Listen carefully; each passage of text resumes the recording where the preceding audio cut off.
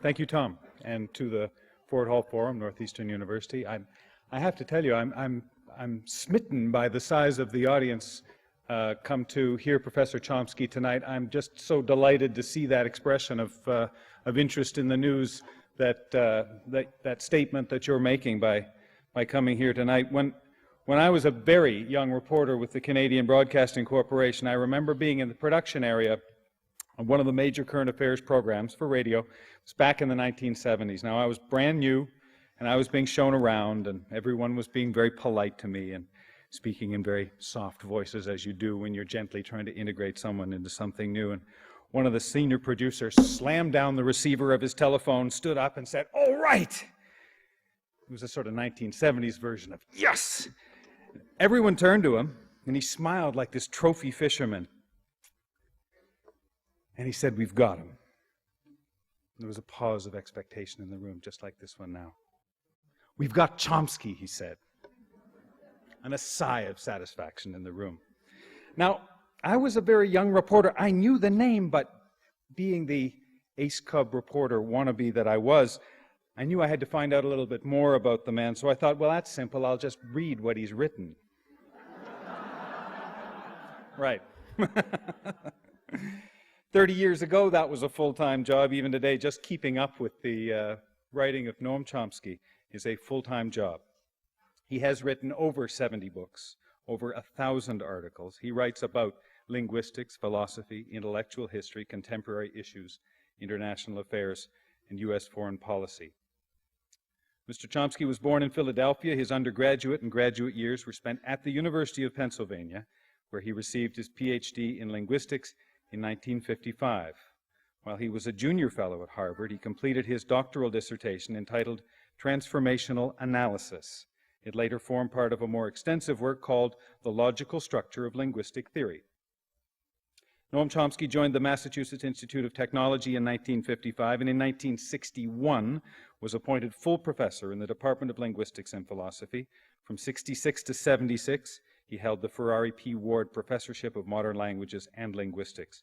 In 1976, he was appointed Institute Professor, a position he holds today.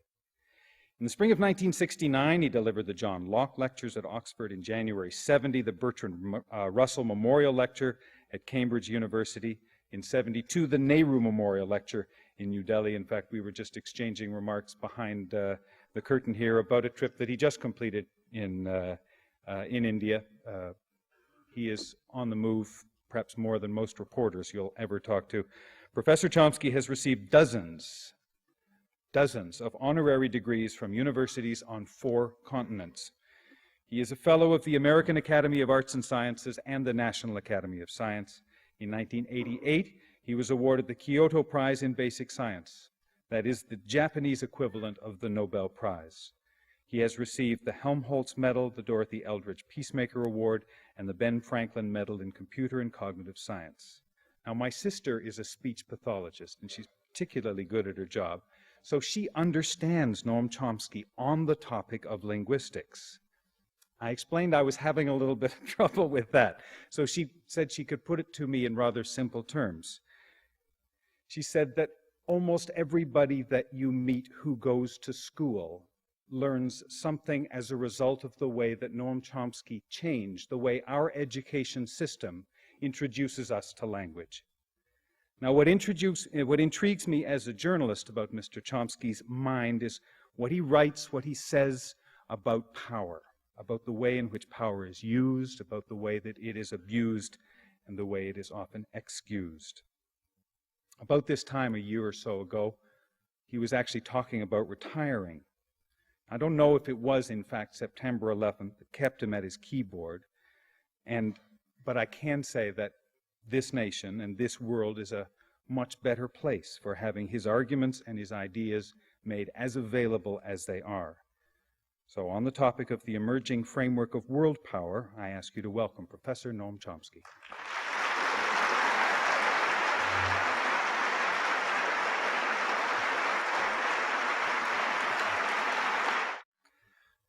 It's widely held that the post-September 11th world will never be the same. And there's no doubt that that 9/11 was an event of historic importance. However, it's less clear how it's going to affect the emerging framework of world power. Personally, I'm rather skeptical. I suspect that we may discover down the road that it has established more firmly tendencies that are already underway and are rather deep-rooted. Well, to clarify the basis for that judgment, it's worthwhile to think about a few background issues, in particular 2 questions, and I'll start with those. First is, why is it a historic event? And the second is, why did it happen? I should say that these questions themselves often elicit highly irrational reactions, as if seeking explanations and trying to place events in a historical context amounts to what's sometimes called rationalization, or implies that the victims deserve to be murdered. That's very common, but it's so outlandish that it's hardly necessary to comment, and I'll put it aside. It's comment about the people who raise the questions. Other than that, not worth discussing. So first, why is it a historic event? Well, the answer to that is simple. It's because of the choice of victims, not the nature of the crime. That much should be obvious to anyone who's familiar with the record of the past several hundred years, which it should be unnecessary to review. However, it may be useful, I think it is, to listen to some voices of the traditional victims reacting to September 11th. So take, say, Latin America, particularly important to us. Our shadow's been cast there very heavily for a long time. September 11th atrocities were very harshly condemned, as they were virtually everywhere, but quite often with a recollection of their own suffering. So in Central America, perhaps the leading research journal is the Journal of the Jesuit University in Managua. They described the events of, they said the events of September 11th could be described as Armageddon, but added that we have suffered our own Armageddon in slow motion, referring to the atrocities of the 1980s, which was an international terrorist attack condemned by the World Court, as you know, and it would have been condemned by the Security Council if the United States hadn't vetoed it. And that was more serious than September 11th. Tens of thousands of people killed, the country wrecked, may never recover. So yes, this may be Armageddon, but it's not new to us. In Panama, a journalist, a radio journalist, like others, bitterly condemned the September 11th atrocities, but added that we're familiar with it. He referred to the attack, the bombing of the Barrio Chorrillo in December 1989, when the United States invaded Panama. In that one bombing, according to Panamanian sources, several thousand people were killed in the poor barrio.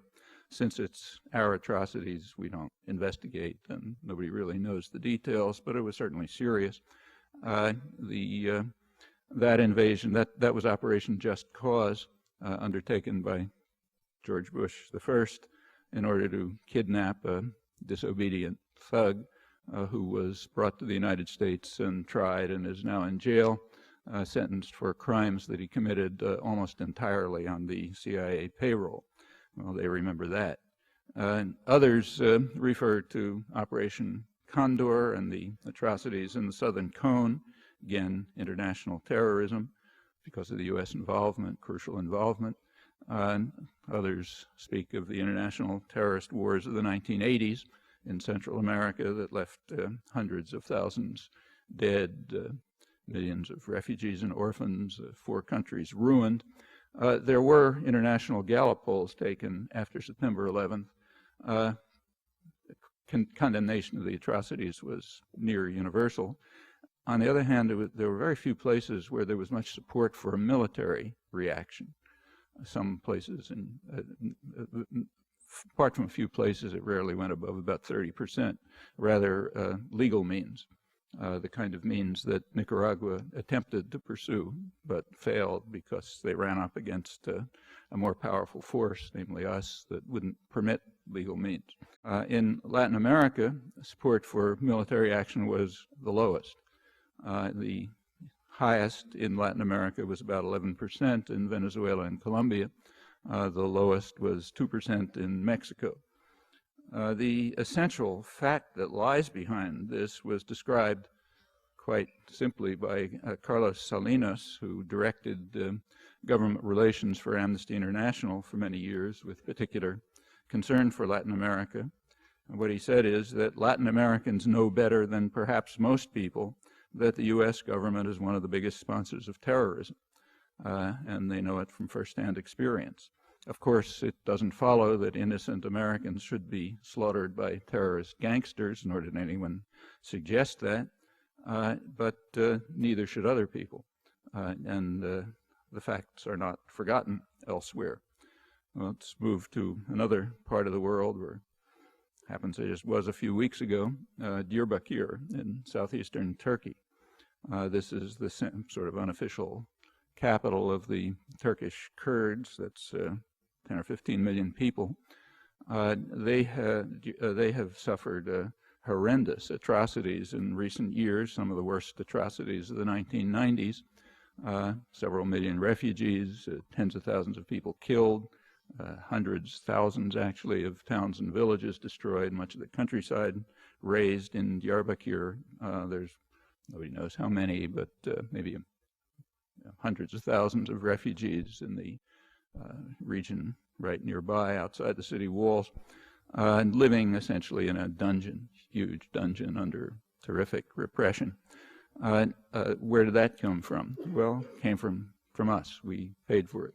If you take a look at arms transfers to Turkey, Turkey was a major ally, of course, strategically placed in the Cold War and near the Middle East, so it always got heavy flow of U.S. arms. It shot up, however, as soon as the counterinsurgency operation against the Kurds began in the mid-'80s, remained high, escalated in the 90s, more or less as atrocities escalated, peaked in 1997. In the single year of 1997, Turkey got more arms than in the entire Cold War period up to the counterinsurgency combined. In fact, Turkey ended up being the biggest recipient of U.S. arms in the world outside of Israel and Egypt, not for Cold War reasons, as long after the Cold War, not for reasons having to do with the Middle East, but in order to slaughter and repress its domestic Kurdish population. Well, in Diyarbakir, as everywhere, there was harsh condemnation of the September 11th atrocities, but they don't overlook what I just described as easily as we do. Let's move a little bit to the south, to Lebanon and the Palestinian refugee camps. There, too, there was strong condemnation of the atrocities, but it was mixed. Many of them remember, in fact, everyone remembers the murderous invasions through the 90s, supported strongly by Clinton. Again, hundreds of thousands of refugees, hundreds of people killed. And there are very few who could possibly have forgotten 1982, when the invasion killed about 20,000 people, half destroyed Beirut. None of this was in self-defense. That's at last being quietly conceded in the United States, at least in the case of the 1982 war. The first recognition that I've seen is in a recent column by James Bennett in the New York Times, January 24th, column on another topic. But if you look in it, he says, he's their Middle East correspondent, he says the goal of the 1982 invasion was to install a friendly regime and destroy Mr. Arafat's Palestinian Liberation Organization. That, the theory went, would help persuade Palestinians to accept Israeli rule in the West Bank and Gaza Strip. That's quite accurate. It was, in fact, 20 years ago already openly called in Israel a war for the occupied territories. And it's quite important. These facts were reported extensively in Israel 20 years ago. They've previously been accessible here only in dissident literature. Of course, all of this was carried out with the decisive military and diplomatic support of the Reagan administration. Well, all of these things are extreme cases of international terrorism, if not the more severe crime of aggression, the major war crime. But let's give the benefit of the doubt to Washington and assume that it's only international terrorism. It surely satisfies the official U.S. definition of terrorism, which was formulated at the same time, the early 80s. That is, the calculated use of violence or the threat of violence to attain goals that are political, religious, or ideological in nature. You go back to James Bennett's description of the U.S.-Israeli invasion of Lebanon, fits that case, that definition precisely.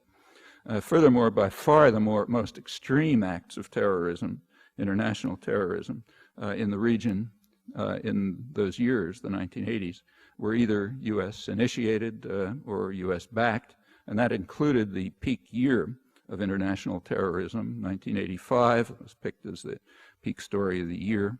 These facts are misrepresented here in a most astonishing and revealing way. I'll come back to it if you like, but the facts are quite clear. You may recall that President Reagan's special envoy to the Middle East, who was more or less in charge of all of this, was a gentleman named Donald Rumsfeld, who's now running the military component of the current war on terror. Reagan's ambassador to Honduras, who supervised the international terrorist operations for which the United States was condemned by the World Court, is John Negroponte, who's now running the diplomatic component of the current war on terror at the United Nations. This is hardly ancient history. It bears rather directly on the current phase of the war on terror that was declared by the Reagan administration 20 years ago when it took office, with much the same rhetoric as today, and the same personnel, and was conducted in ways that may easily be forgotten here, but are not forgotten by the victims. You can do a little research project to see how well they're remembered here by just seeing how often any of this is brought up in the reams and reams of paper that have been devoted to the war on terror since September 11th. And that's an interesting insight into ourselves, the most important topic. We can learn more about the current phase of the redeclared war on terror by considering how the current international terrorist atrocities are regarded right now. Not ancient history like the 80s, but the current ones. Well, in fact, there is there's a lot of scholarly literature now on terrorism, big topic, and in it there is some reference to the 1980s. So if you take a look at, say, the journal Current History in December, good journal devoted to terrorism, they discuss, scholarly articles, mention the 80s as an era of state-sponsored terrorism in which the United States played a proactive role against terrorism, meaning international terrorism sponsored and run by the United States is is a proactive role against terrorism. Orwell would have appreciated that. In Turkey, in April 2000, the State Department issued its annual report on international terrorism, and it singled out Turkey for, I'm quoting, for its positive experiences in countering terror. It also picked out Algeria for its positive experiences, one of the worst terrorist states in the world, and the third one that had positive experiences was Spain, not as bad as those two, but hardly very pretty either. So they had positive experiences in countering terror by carrying out some of the worst terrorist atrocities of the mid and late 1990s with crucial U.S. support. That was reported on the front, it was the lead story in the New York Times, reported by Judith Miller, who's their specialist on these topics, with no comment about what it meant. In the current scholarly literature, our war on terror, I'm quoting, has no better friend and ally than Turkey, thanks to the capabilities of its armed forces demonstrated in its anti-terror campaign. Okay, if Milosevic were an ally, he would not be standing before an internal court for facing war crimes trials. Rather, he'd be praised for the success of his anti-terror campaigns, and he would be chosen to lead new ones, much like Suharto was one of the great killers and torturers of the late 20th century.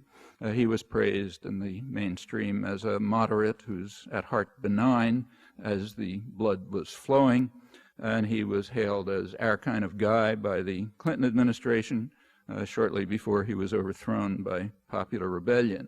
Actually, the U.S. ambassador in Pakistan is using the same words for Pakistan's dictator today. Turkey is grateful for U.S. support, for the support that you and I gave, decisive support, for its campaign of murderous state terror, as incidentally it was called accurately by Turkey's Minister of Human Rights and by very courageous Turkish intellectuals, among them a prominent sociologist who spent much of his life in prison for recording the facts. He actually rejected an award from the Fund for Free Expression here because of U.S. support for Turkey's murderous state terror. In gratitude for Clinton's enormous contributions to massive international terrorism, Prime Minister Chavez was the first to offer troops to fight the war on terror in Afghanistan. And now Turkey has just been selected to serve as the force to protect Kabul from terrorism funded by Washington. There are others, too, who happily enlist on the war on terror. So no one's more enthusiastic than the Russians, who are eager to have U.S. support for their own monstrous crimes in Chechnya, or the brutal dictator of Uzbekistan, who's also our kind of guy right now. Well, again, Orwell would have been open-mouthed in astonishment as all of this proceeds, evoking little comment. But if we want to break convention and have a look at what we're doing, we can learn a lot about the war on terror and more generally about the effects of September 11th on policy. Well, let's move to today's headlines right now. So take Israel. Sharon is a man of peace, as the president just described him, despite an impressive record of terrorist atrocities, includes large-scale massacres of defenseless civilians back in the early 1950s, brutal expulsion of thousands of Bedouins 20 years later under the labor government, destroying their lands, mosques, cemeteries, driving them into the desert to clear northeast Sinai for Jewish settlement, background for the 1973 war, and including, of course, the 1982 war fought in Lebanon, killing 20,000 people, in order to secure Israeli control over the occupied territories, and other atrocities, all of them international terrorism, because they rely crucially on U.S. support since the 1970s. And the last few weeks, horrible as they are nothing all that new. I personally saw similar things firsthand in the West Bank during the first Intifada, 1988. In this attack, the most ferocious and destructive weapons that destroyed the Jenin refugee camp and the ancient Kasbah, the old city in Nablus, in ways reminiscent of the Taliban, if you look closely. The most ferocious weapons were U.S. helicopters, supplied in the full knowledge that they're going to be used for those purposes. There's no doubt about it. It's a pretty ugly story. It bears retelling. It involves Clinton and the U.S. media, including ours right here. I'll come back to it if you like. Furthermore, the U.S. government remains active right now in enhancing terror there, I'm borrowing the president's words.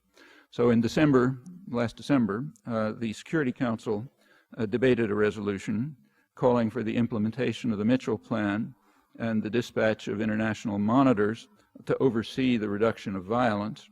That's the most effective means, as is generally recognized. Such efforts are routinely blocked by Washington. Again, this was vetoed on December 14th. That particular veto happened to be taking place during a 21-day period of calm. That means that only one Israeli soldier was killed, along with 21 Palestinians, including 11 children, and 16 incursions into areas under Palestinian control. 10 days before the U.S. veto, there was a conference in Geneva, important conference, which the U.S. boycotted and therefore undermined, a conference that once again concluded that the Fourth Geneva Convention applies to the occupied territories. That entails that virtually everything that the United States and Israel do there is a grave breach of the Geneva Conventions, meaning a war crime of unusual severity, grave breach under U.S. law. The conference, which included the European Union, even Britain went along, specifically declared that the U.S.-funded Israeli settlements are illegal, and it condemned, I'm quoting it now, it condemned the practice of willful killing, torture, unlawful deportation, willful depriving of the rights of fair and regular trial, extensive destruction and appropriation of property, carried out unlawfully and wantonly. They're not talking about the last couple of weeks. This is December 5th. The United States is a high contracting party of the Geneva Conventions, and therefore it is obligated by solemn treaty to prosecute those who are responsible for such crimes, including the U.S. leadership, going back 30 years. The United States has not officially withdrawn its recognition of the applicability of the Geneva Conventions to the occupied territories, nor has it withdrawn its official censure of Israeli violations as the occupying power. I'm quoting George Bush, the first, when he was UN ambassador. In October, and that remains official policy. In October 2000, the Security Council reaffirmed the consensus on this matter. It called on Israel, I'm quoting, called on Israel, the occupying power, to abide scrupulously by its legal obligations under the Fourth Geneva Convention. Remember, that excludes just about everything that's happening there as a war crime. The vote was 14-0. It means it becomes international law.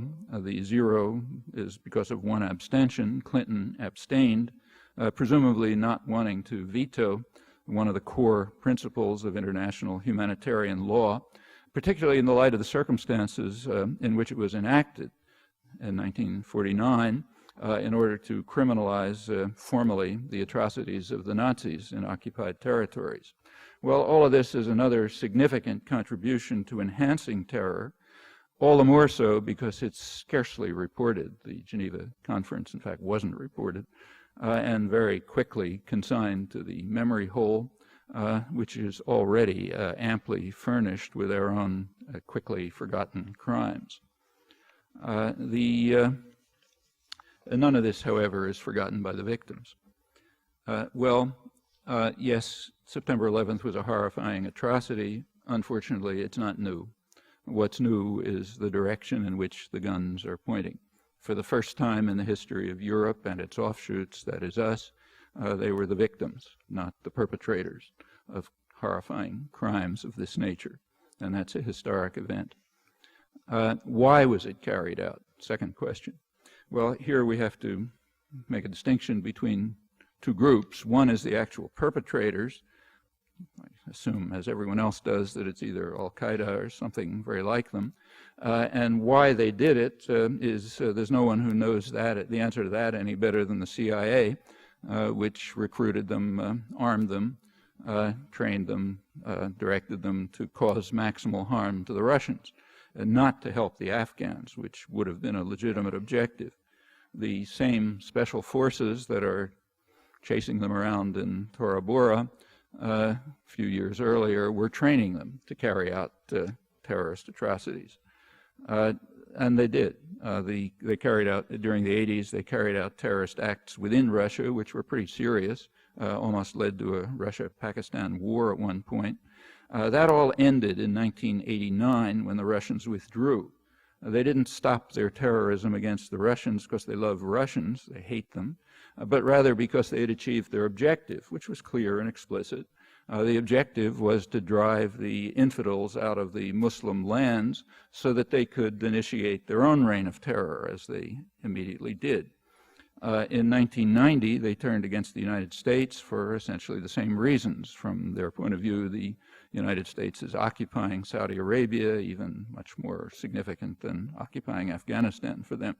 Their own terrorist record goes back 20 years to the time when the CIA and British intelligence and its allies organized and trained them. In 1993, they made their first attempt to blow up the World Trade Center. Actually, they had much more ambitious plans. I'm sure you know there was a Dutch government inquiry into the Srebrenica atrocities. It was just released last week.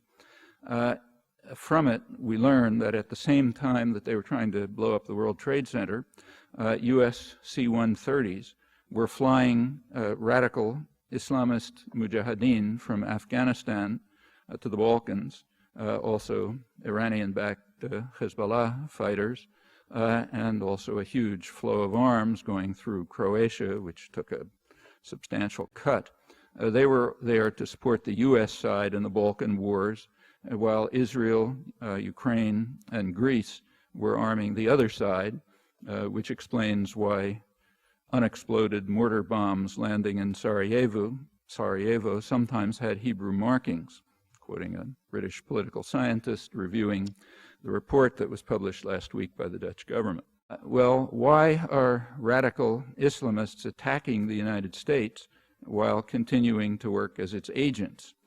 I think there's every reason to take them at their word on their answers to this, as the scholarly literature does, and I suppose the world's intelligence agencies as well, roughly what I just said. So that's the perpetrators. But then there's another very relevant population, a population in which bin Laden's horrendous words have a certain resonance. For example, the moneyed Muslims, as they were called by the Wall Street Journal, when it surveyed the attitudes of wealthy Muslims on September 14th, right after, a couple days after the World Trade Center bombing.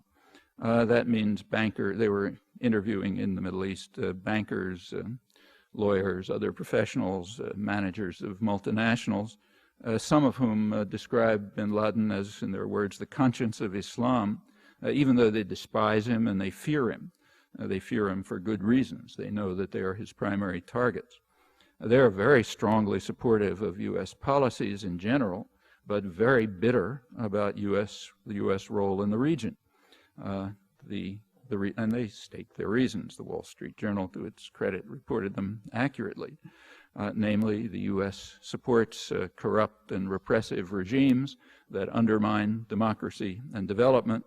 And then there are particular policies, such as the support for the harsh and brutal Israeli military occupation, now in its 35th year, actions that devastate Iraqi civilian society while strengthening Saddam Hussein and others. Nobody surveyed opinions in the slums and rural villages, but if they had, they'd find similar reactions, but harsher ones, because unlike the moneyed Muslims, the people there don't understand why the wealth of the region should be drained to the West and to local collaborators rather than being used for the domestic population. Well, these attitudes, which are not exactly secret, provide some of the answers to George Bush's plaintive question, why do they hate us? And those who want to add some historical depth can easily do so. You can look back at the declassified internal record.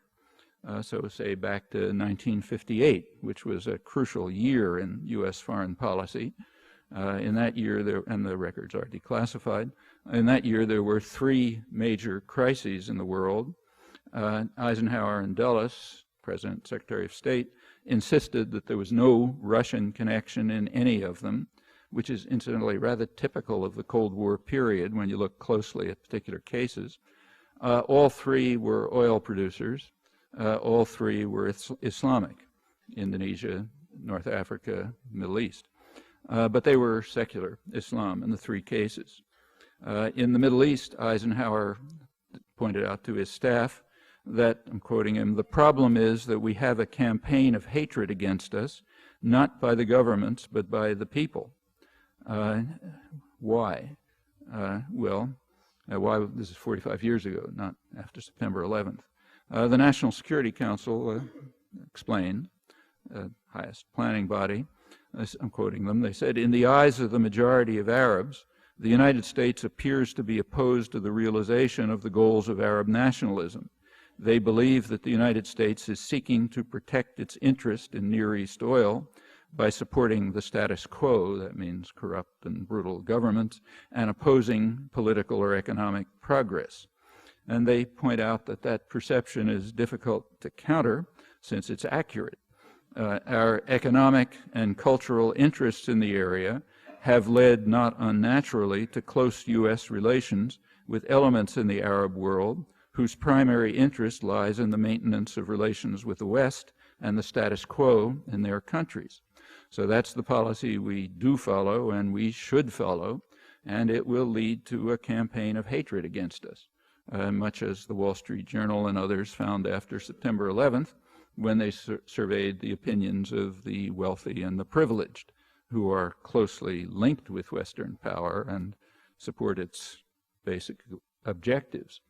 Well, it's easy to go on with this, and it's not hard to understand, but educated opinion here prefers a different story, the one you've read over and over. It prefers ruminations about how they resent us because of our freedom and our love of democracy, or because of their cultural failings, which go back to the Middle Ages, or because they've been left behind by the form of globalization in which they happily participate, and so on. And we can, if we want, choose self-serving fairy tales, but it's not particularly wise, nor is it wise to pretend that we don't know the answer to Bush's question. We do. It's very hard to miss. Well, those policies continue to be operative, not only in the Middle East. Let's go back to Latin America. Here the policies are similar, and they are just as natural, to quote the National Security Council, as in the Middle East. And they're also deeply rooted. Not a great surprise to Latin Americans or to people here who want to understand our own country, for example, by looking at the rich declassified record of internal planning. For example, you can look back to a hemispheric conference in 1945, which laid out the framework for subsequent U.S.-Latin American relations. In that conference in Mexico, the United States instituted what was called the Economic Charter of the Americas.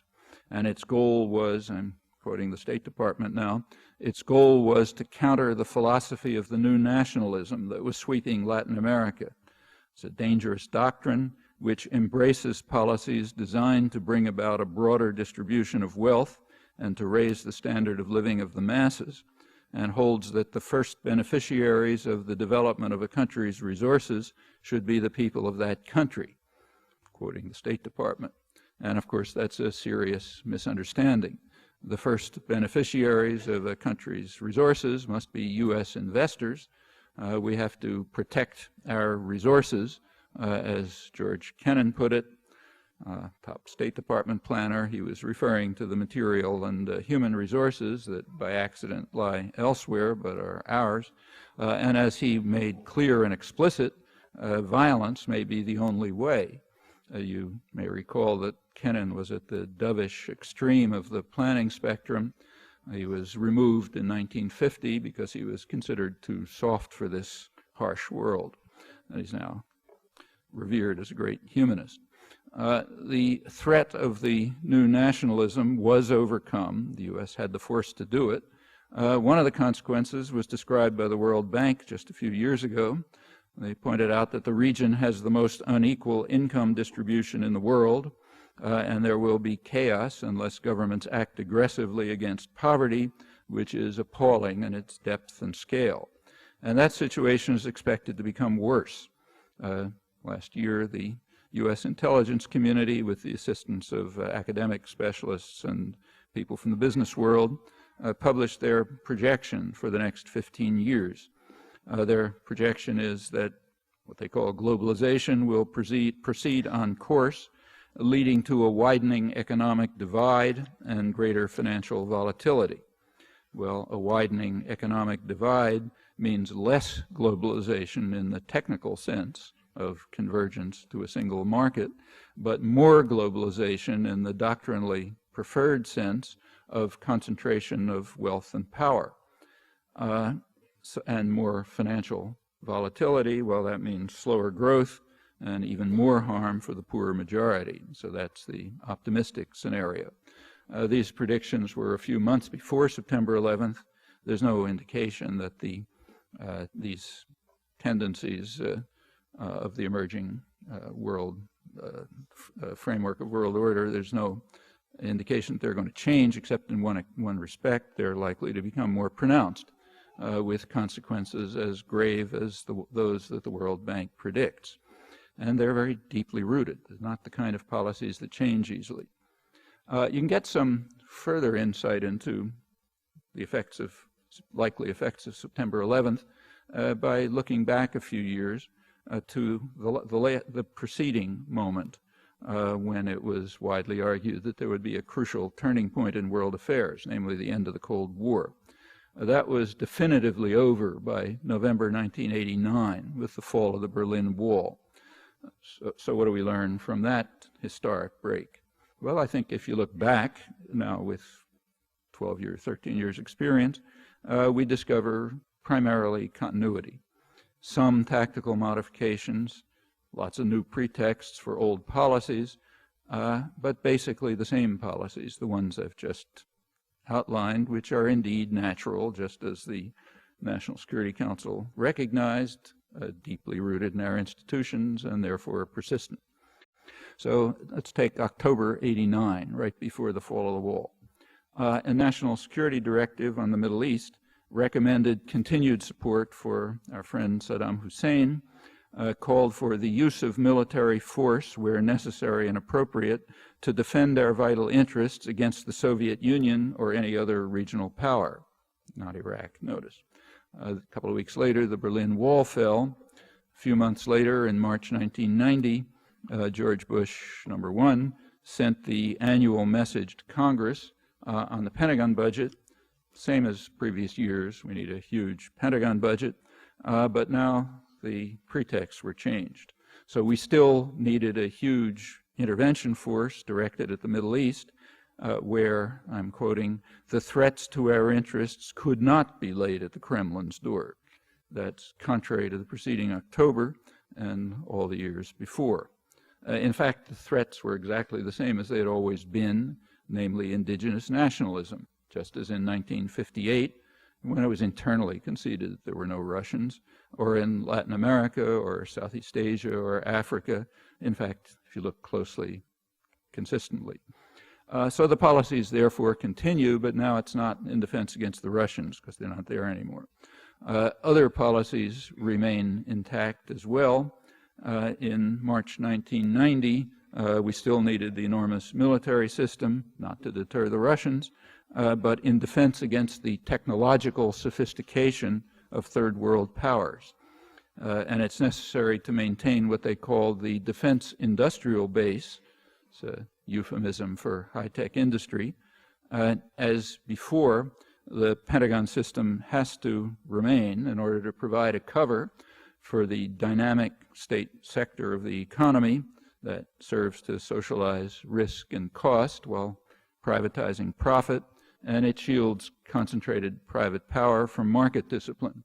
It's a leading factor in economic development and in the creation of the so-called new economy, and it also has to be extended without substantial change. Same after September 11th, but just intensified. Well, back to 1990, military tactics did change. The Pentagon explained at the time that the international environment has changed from the targets being weapon-rich, that's a name reference to the Soviet Union, to being target-rich, that's a reference to the South, the rest of the former colonial world, where there are increasingly capable third world threats.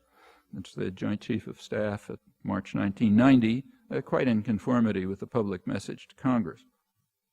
Targets are now going to include nations capable of developing weapons of mass destruction. Well, who are they?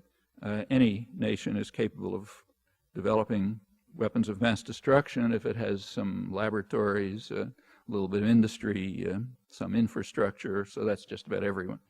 The South is to be specifically targeted, as indeed was true, had been true throughout the whole Cold War period, but now new options are available because the deterrent is gone, so we can do it more openly and with fewer devious means. Nuclear weapons remain the centerpiece of U.S. strategy, but now enhanced to include what are called mini-nukes, which are tailored for use against rogue elements.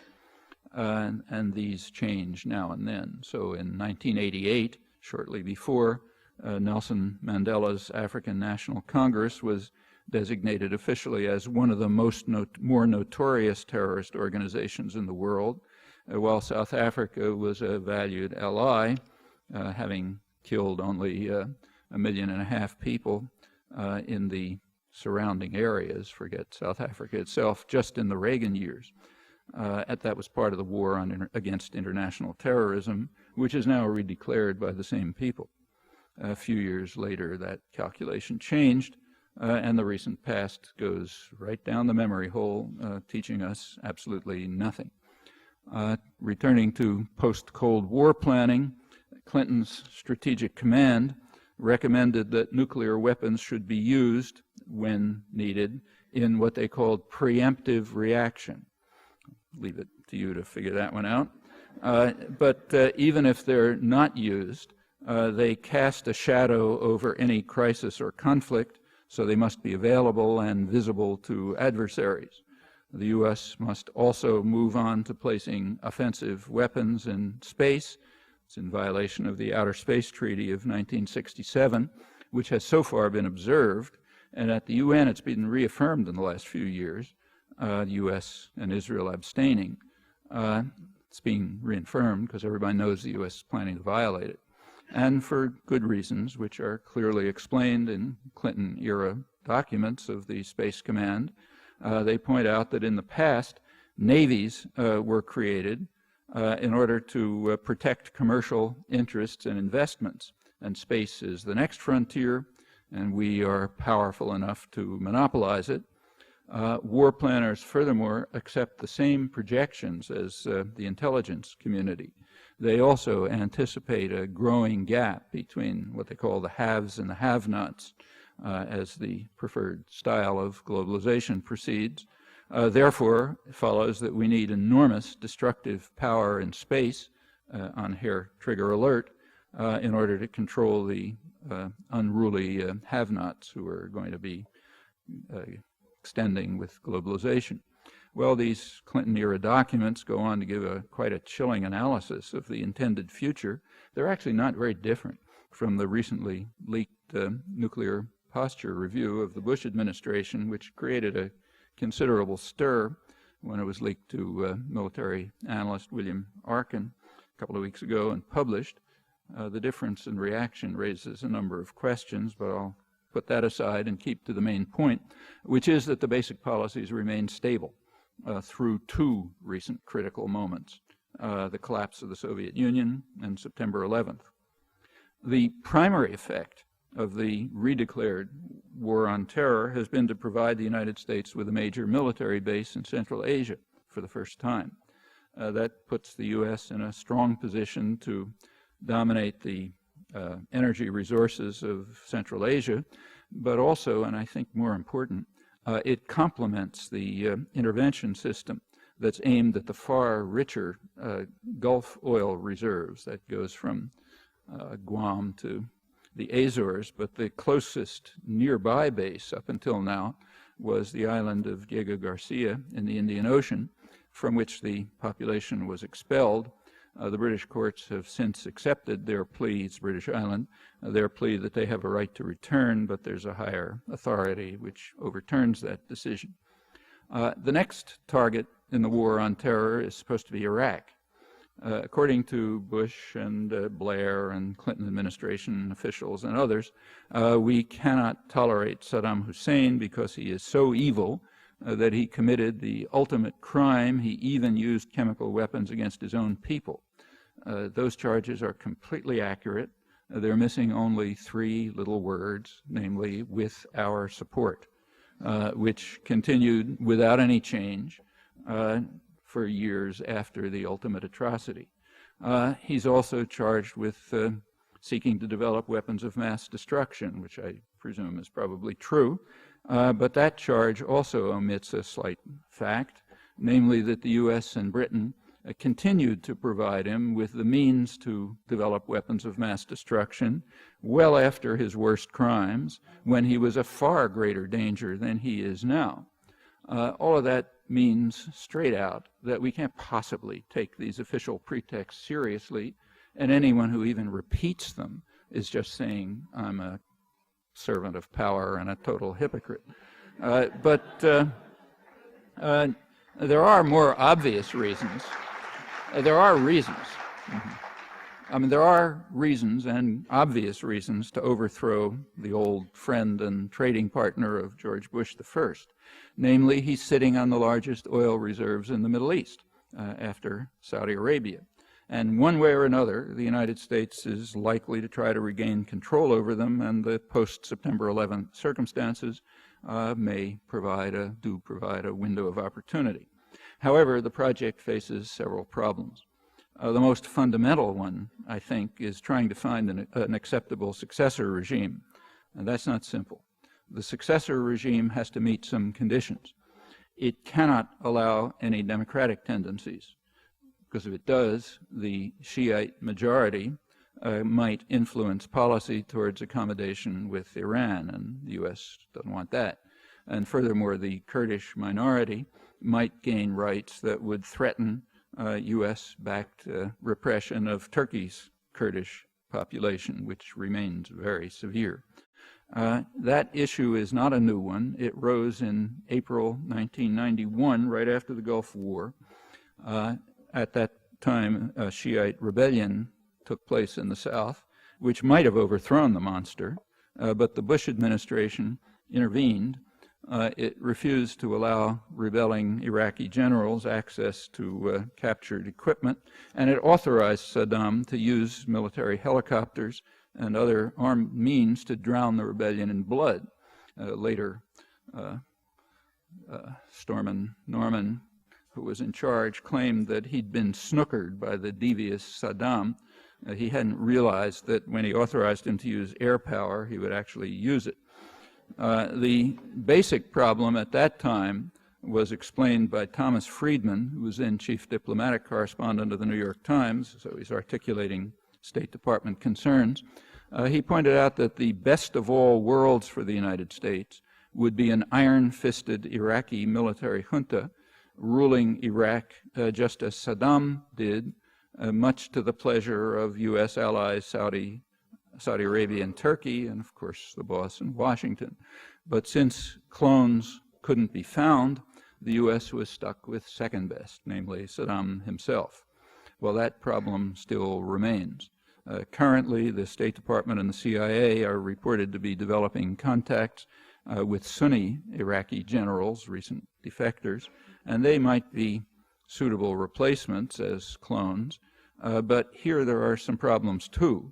The favorite, General Khazraji, who's Saddam's former chief of staff, he may not be able to make it to a planned meeting in Washington in a couple of weeks because he's under investigation in Denmark for war crimes, charged with participation in the gassing of the Kurds at Halabja, so some difficulties. Another problem is one that's all over the front pages, namely strong regional opposition, even from Kuwait, which of course has been exacerbated by the recent U.S.-Israeli operations in the West Bank. And they are joint operations. That's well understood in the region, even if a different story is preferred here. The story preferred here is that the United States is an honest broker trying to deal with two naughty children. One of them is a man of peace, Ariel Sharon, who sometimes gets out of control, and the other is the evil Palestinians who refuse to renounce terror. And to maintain this pose, which is close to 100%, it's necessary to overlook a few small facts. namely that one of the adversaries is the leading military power in the region, in fact, one of the most powerful in the world, fully supported by the global superpower.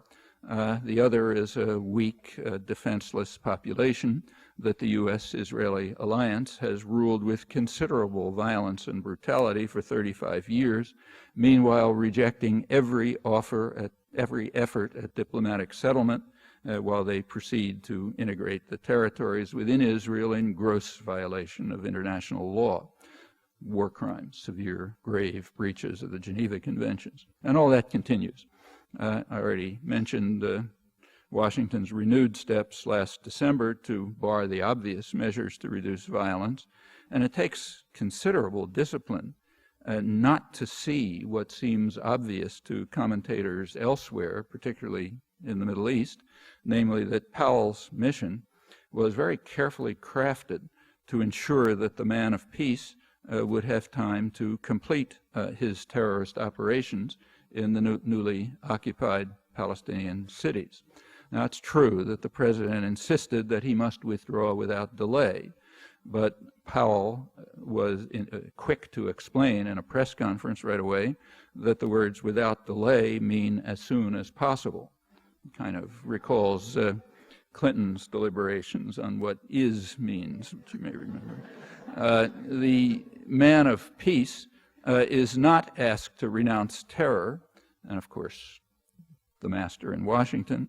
Rather, it's the adversary who's imprisoned by Israeli tanks, unable to flush his toilet.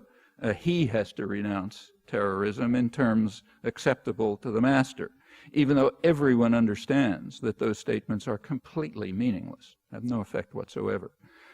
Why? Well, the story's familiar. Again, it's useful to look back a bit. Powell, who's the administration's good guy, is following the model of Secretary of State George Shultz, who was the official moderate back then, in the Reagan years. This was at a time when the United States was becoming an object of international ridicule, late 80s, because of its unwillingness to hear that the PLO was calling for negotiations and political settlement with increasing intensity, while the United States and its Israeli ally were refusing on the alleged grounds that the PLO had not renounced terrorism, unlike, say, the United States and Israel, which can't carry out terrorism by definition. In his memoirs, Shultz recalls all this with pleasure. He describes how he informed the President Reagan, that Arafat had said unk, and kol, but he hadn't yet said uncle with sufficient humility to be acceptable to Massa. The purpose is humiliation and degradation, not of Arafat specifically, but of the Palestinians as a whole, for whom he's a national symbol, and they have to be taught that they cannot lift their heads in standard Israeli parlance. 20 years ago, during another one of the periodic outbursts of state terror in the occupied territories, a very respected centrist commentator in Israel, Yoram Perry, wrote that 15 years, that's what it was then, 15 years of occupation have taught Israeli soldiers that the task of the army is not only to defend the state in the battlefield against foreign enemy, but to demolish the rights of innocent people because they are Arabushim, living in territories that God promised to us. Arabushim is the Hebrew word that's the equivalent of niggers or kikes. He and others were horrified, not only by the vicious brutality, but also by the techniques of humiliation. For example, writing identification numbers on arms of prisoners on the day of the Holocaust, which is a practice renewed in the past few weeks, again arousing horror. 10 years before that, Moshe Dayan had informed his cabinet colleagues that the Arabs must be told that they will live like dogs in the hope that they will leave. And ever since then, the U.S.-Israeli practice has followed the advice of one of the leaders who was actually most sympathetic to the Palestinian plight. Well, none of this breaks new ground. These are familiar elements of domination and repression. Humiliation and degradation are at their core. Comes second nature to anyone with their boot on someone's neck. It's well known to anyone who's studied the history of imperialism and conquest, and it's not at all surprising that the United States and Israel should now be infuriated by their loss of a monopoly of violence and terror, though by virtue of their power they remain well in the lead.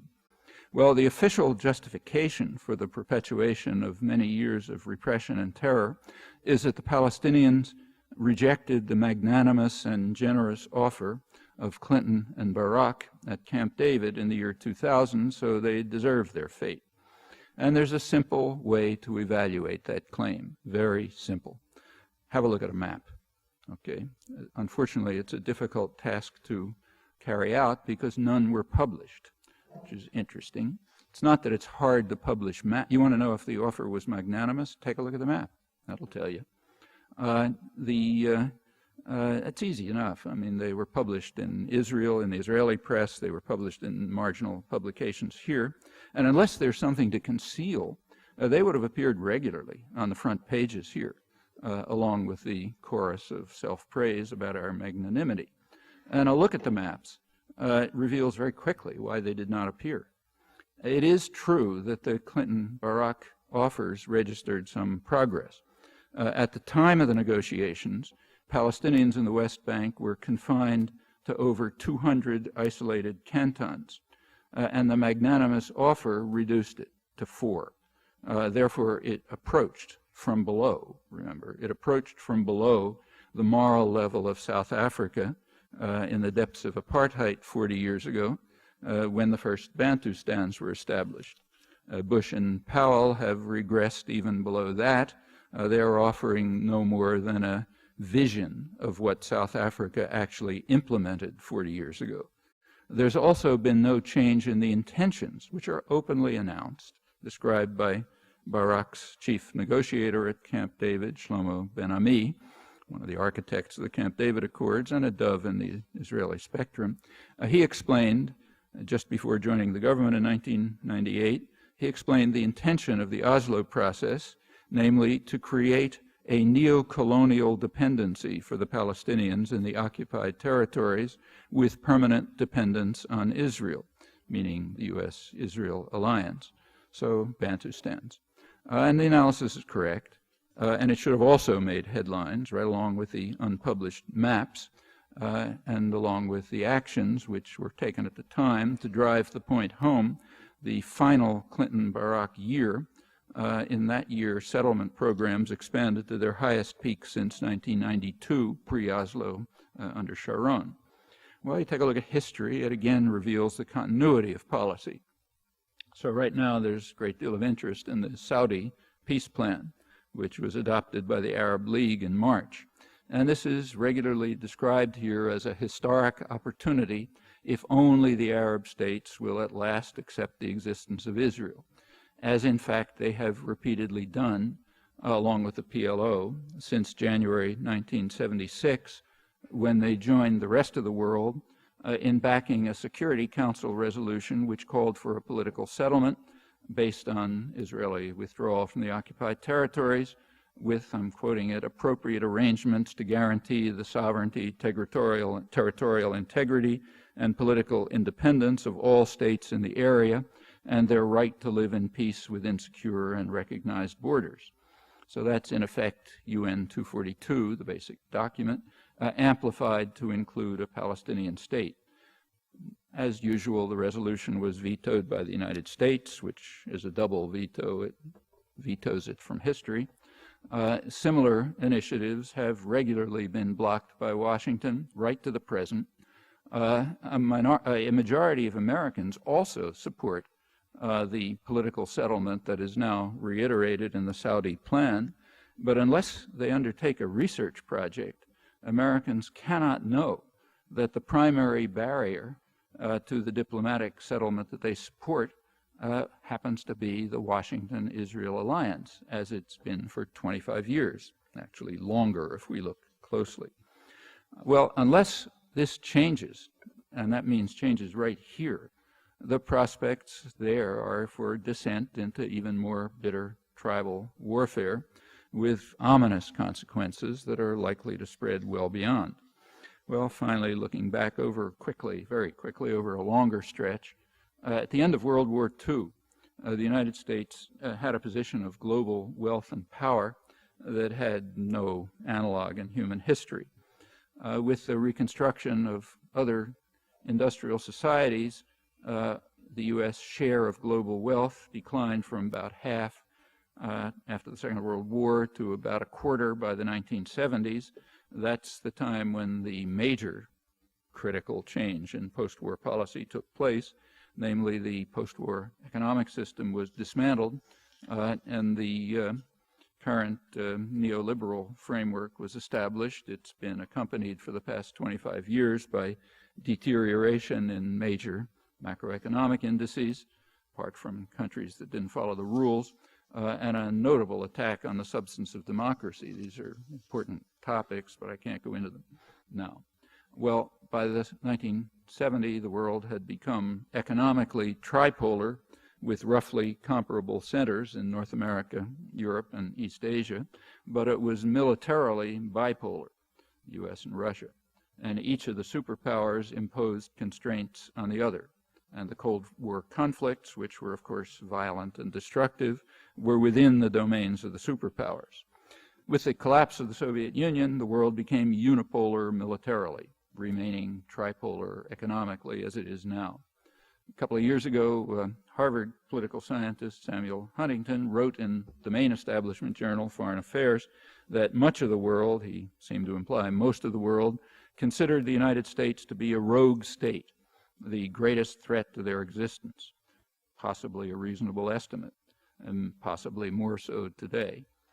It can also be reasonably argued, I think, that the evolving system of state corporate power is a threat to its own, based in Washington, it's a threat to its own population, us. The tendencies that lead in that direction are very real, they're not inexorable, and there are others that strongly counter them. Well, if you look over the centuries, there's been significant expansion in the realm of freedom and justice. There are periods of regression, but the cycle is generally upward. As always, human affairs are scarcely predictable. Very little is understood, and too much depends on will and choice.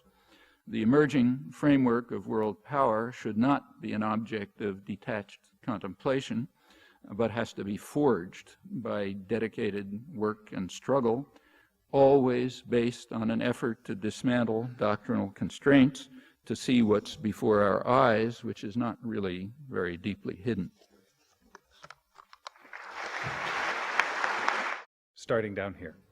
Hi, could you talk about the U.S. participation in the recent coup against the Venezuelan president, including U.S. participation in the coup against the Venezuelan president. Including the active involvement of Otto Reich and Elliot Abrams back from the Reagan years, and also about the removal of the Brazilian ambassador to the Organization Against the Proliferation of Chemical Weapons. Let's take one, if we can. Okay. I couldn't hear most of it. As far as Venezuela is concerned, I mean, you know, I don't know any more than you do, just what was in the newspapers. Everyone was expecting, for years, everybody's been expecting a military coup in Venezuela, kind of like the coup in Chile. The only question is when, you know. That there have been plans for it, I don't think we can seriously doubt. When the military coup took place, it was immediately welcomed in Washington. All the and in the editorials and everywhere else, you know, a wonderful thing. However, something very surprising happened. There was an upsurge. There was a popular upsurge, and the generals and the president they'd imposed had to back off. Meanwhile, the Latin American countries had condemned the coup. I think Canada went along with the United States, if I'm not mistaken. But the Latin American countries went along, opposed the coup on grounds that it was unconstitutional, an attack on democracy. They don't like Chavez, but they were in favor of democracy. However, the northern democracies, and certainly the United States, and I think Canada, thought that the overthrow of democracy was just fine. And then when it was restored, they were kind of embarrassed. And then comes the cover-up in which you read that the United States was secretly telling the generals, this is not nice and you have to follow constitutional procedures, but so secretly that you can't find any record of it. Well, you can make of that what you like. The U.S. is embarrassed by its open opposition to democracy in comparison with Latin America, and it has to cover up, and there'll be a cover-up. But my suspicion, like everyone else's, is there'll be another coup, unless Chavez is really tamed, unless he's willing to follow U.S. orders. Okay, over here. Hi, Professor Chomsky, Oren Weinrib. Two questions, and I'm actually more interested in the second if you choose to answer only one. The first raises just the issue of, I did take a look at the maps. I'm sympathetic to most of what you say, but I'm just curious. I read a long analysis by Shlomo Ben-Ami of the talks, and it seems that by the point they reached Taba, there was, with exchange of territories and something between 97% to 100% with compensation on the table. And Ben-Ami's complaint there was that Arafat refused to come back with a counter proposal. Well, there's one problem with it. Yeah, I read the same things. First of all, remember that Taba is 6 months after Camp David. Mm-hmm. It was January 2001. It was informal discussions. And what happened to the Taba, we can talk about what the Taba agreements were, and we know a lot about them because there's a report by the European observer, Martinos, approved by both sides, which describes in detail what they were talking about, so I can go into that if you like. But it's kind of academic because they were called off not by Arafat, but by Barak. Okay, Barak called them off. Okay, so there were informal meetings in Taba, which did make some progress beyond Camp David, but if you take a look, the major issues were still there. You're Israeli? My mother is. Okay, but you know this business, the country and that sort of thing. Okay, well, the main issue was what happens to that big salient east of Jerusalem that breaks the West Bank into two and includes the city of Ma'ale Adumim, which was established by primarily the Labor Party and Clinton in order to bisect the West Bank. And they were still divided over that, one of several issues. The exchanges of territory were meaningless. It was pieces of the desert. However, I agree with the point. I mean, there was progress in the informal meetings in Taba, though there were huge problems, and they might have gotten somewhere if Barak hadn't called them off. Okay, and would you forgive me if I move to another microphone? There are a number of people, and I'm not sure that we'll even get to the people who've taken the time to line up. Thanks. All right. Hi. Consistent with U.S. foreign policy, there seems to be a two-faced policy in regards to China. On the one hand, we're becoming closer and closer to them as a trading partner, and on the other hand, we're beginning to demonize them as our next great superpower to build up our arms race against. I'd like to hear what you have to say on that subject. Yeah, I think you're right. I mean, policy towards China is kind of ambivalent. They're a major a region for investment and trade. As China moves into the World Trade Organization, the West hopes that it's going to subordinate itself to Western investors, kind of like Mexico, which would be a huge boon to U.S. agricultural exporters, to financial institutions which expect to take over the direction of the Chinese economy. This is probably going to wipe out about a couple 100 million Chinese peasants. Nobody knows what will happen to them. So that's the upside. On the other hand, the downside is that they remain a nationalist country, which, with their own concerns and might pursue their own objectives, they're not going to invade anybody, but it's a powerful force that might be part of an independent Asia. China and Japan together, especially Japan and its surroundings, but now also China, in principle could be the dominant economic force in the world. They probably have the largest financial reserves in the world right now, and they're not a military force, but that can change. So yeah, that's a concern. Just like there's a concern over Europe going its own way. So it's mixed. Okay. Pretty much like you said. Thank you. Some commentators say that we... Can you get a little closer to the mic, please? Thank you. Hi, Professor. Some commentators say that we have to wait for a new generation of leaders in Israel to even begin to achieve peace. Even with a new generation of leaders, do you believe it's possible to even achieve peace within the Middle East? Could you comment on that? Do I agree? No, I think the main problem is right here. I think the main problem is right here.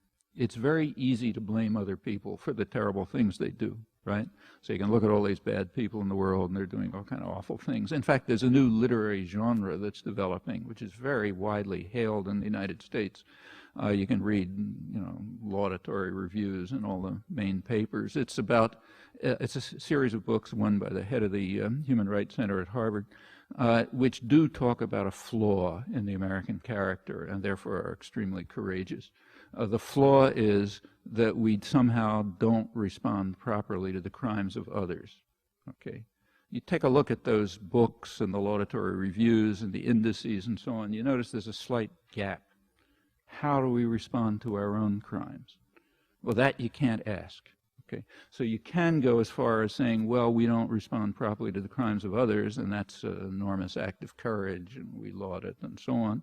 But what about the vastly more important question about ourselves? And the same is true here.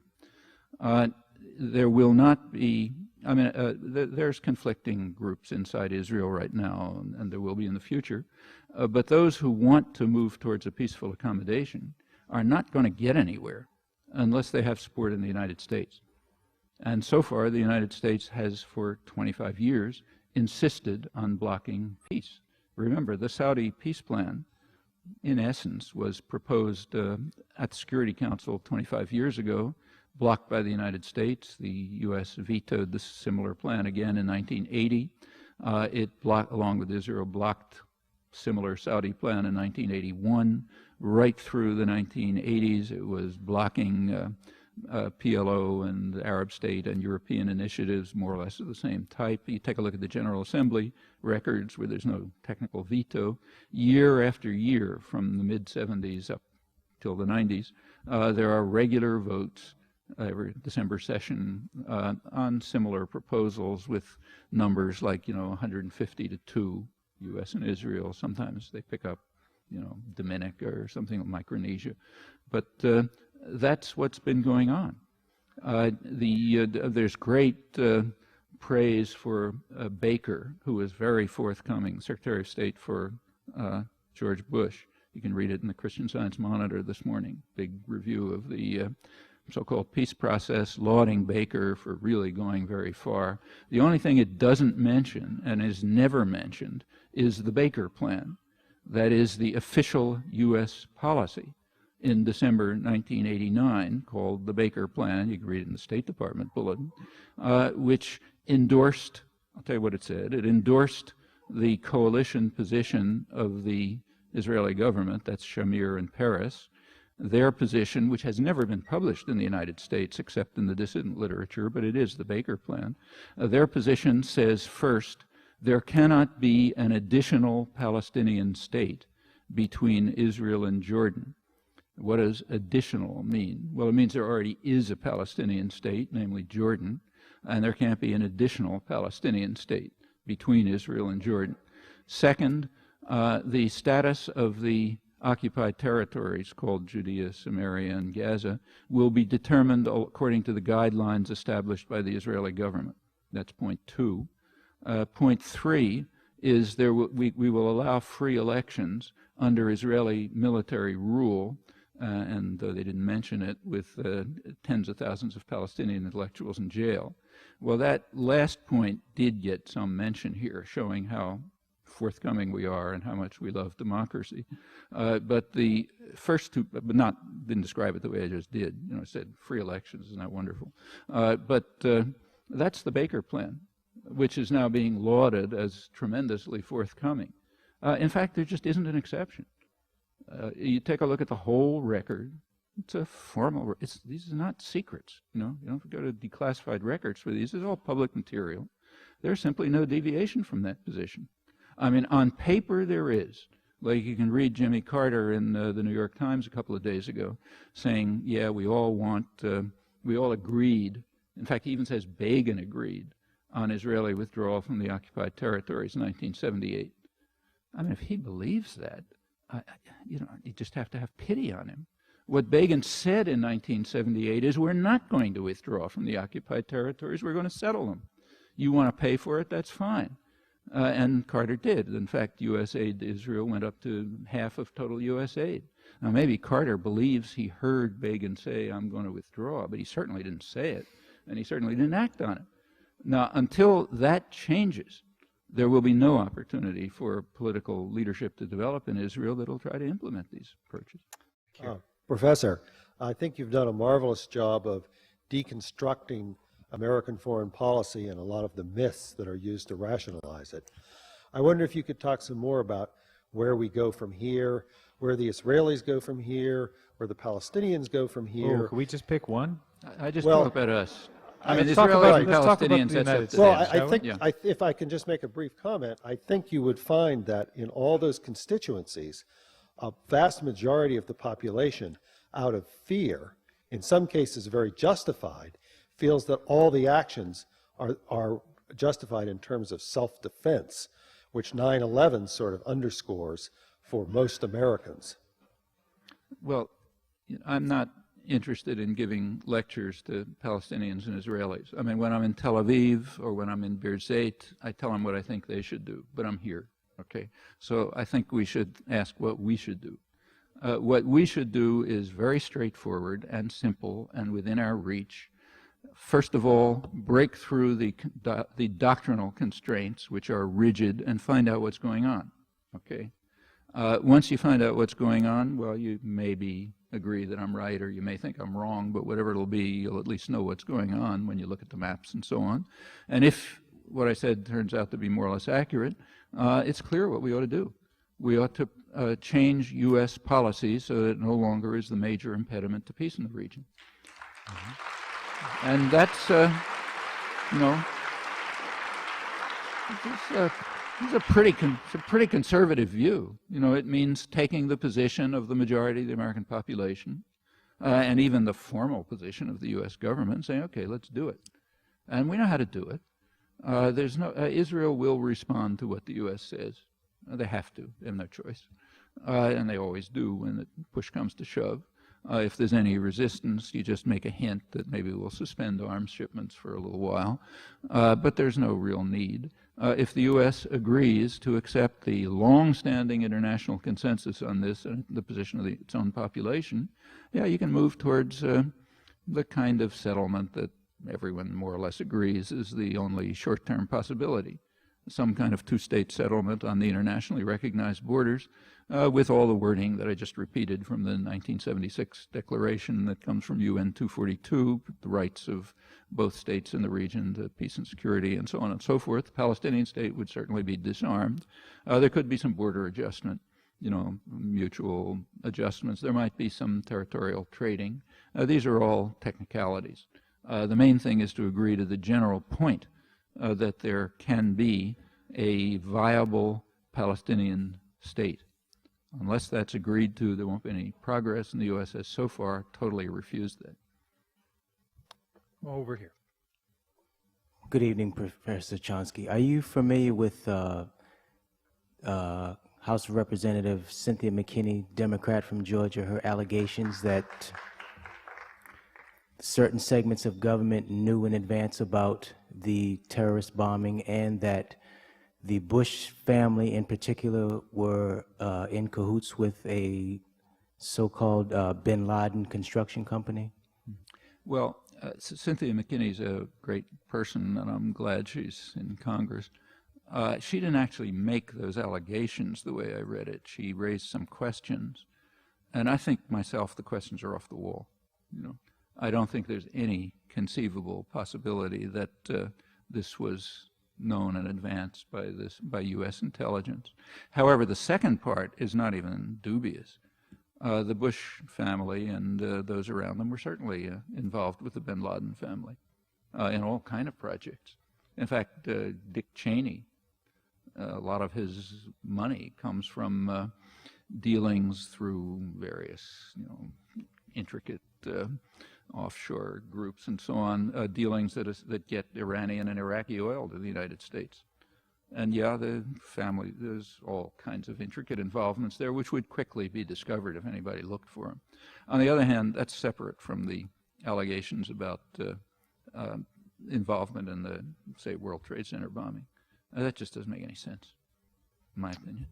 Over here, microphone number 1. National IDs are in the works. Medical history is open to anyone, especially law enforcement, without your signature and knowledge. Censorship, cameras everywhere, a shadow government, Cheney in hiding, and now last Friday, a standing armed military at the ready on U.S. soil illegally against our Constitution, according to Jim Lear of the PBS NewsHour. Now, my question is this. What will it be used against? Will it be U.S. citizens? And just exactly why do we need a standing armed military on our soil? And also, how do we as citizens of the United States fight despotism? I know our vote is important, but what if our vote is compromised as in Florida? I see the above list headed toward despotism. How do we as a people depose the despot? Let's take the first part of the question if we I'm can. much less alarmed about any of that, to tell you the truth. I think, first of all, you know, about the last election, yes, there were Florida shenanigans and so on, but the fact of the matter is that a much bigger factor in the Florida vote than all of the shenanigans was the fact that under Clinton and Gore, so many black males had been put in jail and disenfranchised that alone swung the vote. You know, would have easily swung the vote to the Democrats. And I tend to agree with the large majority of the American population that this is not a big issue. Florida vote has been a huge issue among intellectuals, very interested in it. Lots of articles about, you know, this, that, and the other thing that went wrong. And they've been kind of intrigued that it's been commented on that most of the population seems to think it's a bore. And I basically agree with them. The problem with the election was not that. It was other things. I mean, the major issues that concern the population never even came up in the election. Literally never came up because the population is opposed to elites on them.